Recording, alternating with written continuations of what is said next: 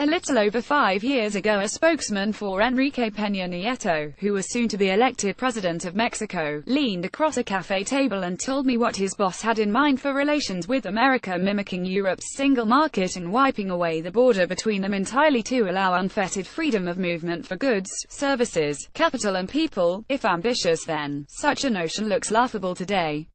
The new fashion, not just in this hemisphere, is anti-globalization. The America First doctrine of Donald Trump especially makes it so.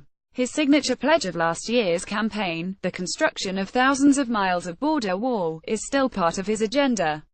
Meanwhile, talks on renegotiating the barrier-busting Nafta treaty between Mexico, the US and Canada have been bogged down in acrimony and pique.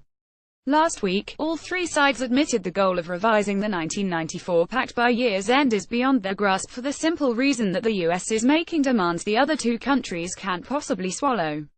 The talks will now drag on into next year. While not surprising, this is alarming news. Peña Nieto's term is almost over. With a new presidential election set for July and a populist candidate of the left, Andrés Manuel López Obrador, known as AMLO, leading all the polls, the time to surrender to Americans' trenchant demands will not be then. That Trump's posturing on Nafta, he continues to express a willingness to kill it off entirely, could end up propelling a leftist to power in Mexico for the first time in modern memory as an inconvenience he either doesn't see or doesn't care about. Even the arguments from a multitude of quarters, including from some of his economic advisors in the White House, that the economic costs could be severe, aren't getting through. A document reportedly circulated by Peter Navarro, director of the White House Office of Trade and Manufacturing Policy, said declining U.S. manufacturing, which the administration repeatedly links to its unhappiness with NAFTA and the South Korea trade deal, also now in jeopardy, has led to jumping rates in America of divorce, spousal abuse, drug abuse and murder. Trump slams Bill Clinton's NAFTA as worst trade deal ever. This is the easy language of populist nincompoopism. If NAFTA kills unborn babies, NAFTA is bad. If NAFTA makes husbands beat wives, bad too. If it means an annual trade deficit with Mexico of $60 billion, again, bad.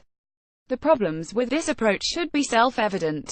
First, it means you enter negotiations expecting the other parties to accept they will be cast as the losers when it's all over. It doesn't work like that. They have political calculations to make too. The linear fixation with surpluses and deficits is equally misleading and unhelpful. There are other considerations. In spite of the deficit, there are overall benefits to the U.S. economy, to national security. Even defenders of NAFTA insist that scrapping it or even reworking it to America's liking will cost U.S. jobs and raise prices to U.S. consumers. Especially contentious is a U.S. demand that existing rules on the amount of North American content in cars manufactured in the NAFTA zone be raised sharply, or they will be subject to border tariffs all over again. A study by the Boston Consulting Group finds that ending NAFTA could mean the loss of 50,000 American jobs in the auto parts industry. Overall, about 14 million American jobs are directly attributable to NAFTA trade, according to the U.S. Chamber of Commerce, which outright opposes Trump's trade agenda. Another major sticking point: Robert Lighthizer, the current U.S. Trade Representative, is demanding a sunset clause in the agreement whereby every 5 years any of the three parties will be free to pull out if they find it is not working out to their liking. Rather than till death do us part, it will be till populist forces do us part.